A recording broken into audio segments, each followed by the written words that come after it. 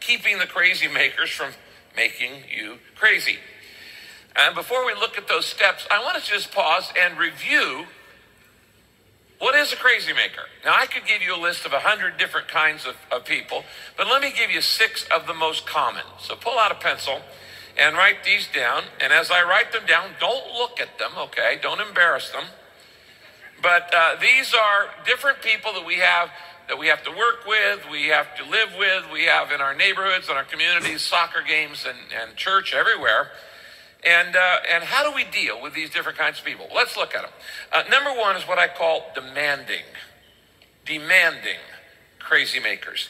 These are the little dictators of life. The little Napoleons, the little Saddams. They're bossy, they're pushy, they're controlling in every area. They're intimidating. They dominate every conversation. They turn every conversation into a power struggle.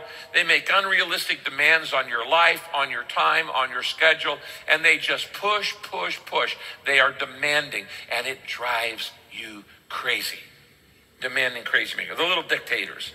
The second kind is what I call disapproving crazy makers, and these are what I call the nitpickers. And they are picky. They are highly critical. Your best is never good enough. They always want more. They tend to be negative. They tend to be judgmental. They are unpleasable. They're perfectionists. And they love to point out your mistakes. And the disapproving crazy makers, no matter what you do, it's just not good enough. And that drives you crazy. The nitpickers.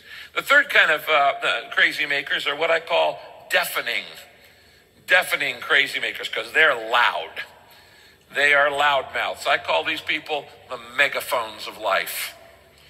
And they're loud, and they like to talk, and they like to talk at a loud, often 120 decibels. If you get a megaphone on the phone, you're not going to get off for at least 15 minutes. Because they just keep talking, and they talk you into surrender. To finally just go, you hold up the white flame. I give up. Okay, I give up. You've talked me into the ground. And they absolutely love to argue. These are the megaphones. Number 4 are the destructive crazy makers. The destructive crazy makers. And these are the people who have uncontrolled anger, and I call them the volcanoes. And we've all had volcanoes in our lives. It's very easy to see them. You never know when they're going to erupt, but when they erupt, you know it. They've got a temper like Mount Vesuvius or like Mount St. Helens, and they blow up and they explode. And when they do, it leaves scorching hot lava burning everything in the path. If you have a volcano in your life, you tend to walk on eggshells part of the time.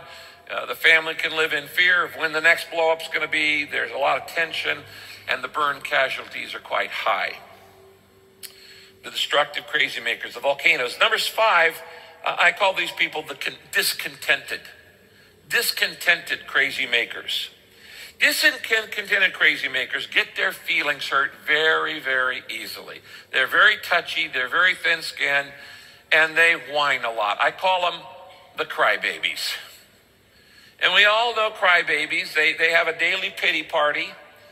They invite themselves, and they like to moan and to mourn, and the poor me, and they're chronic complainers. They've got a martyr complex, and they get their attention by whining. And when they whine, they kind of get that nasally sound of whining all the time, and it just grates on you like your fingernails on a blackboard. These are the crybabies, the discontented crazy makers. They are never happy. And then number 6, a 6th kind, common crazy maker, are what I call demeaning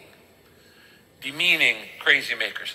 And these people are the smart mouths. And the smart mouths are the ones who are always running off at the mouth, and they're rude, and they're insulting, and they use caustic language, and maybe they cuss. But more than just cussing and complaining and caustic language, they're bubble bursters.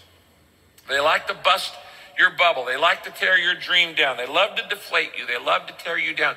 They get particular joy in telling you how you don't measure up. and they can be disrespectful, and they can be petty, and they can be mean. And these are the smart mouths. And by the way, people who are rude all the time, they're rude because they have enormous insecurities. The more insecure a person is, the more rude they tend to be.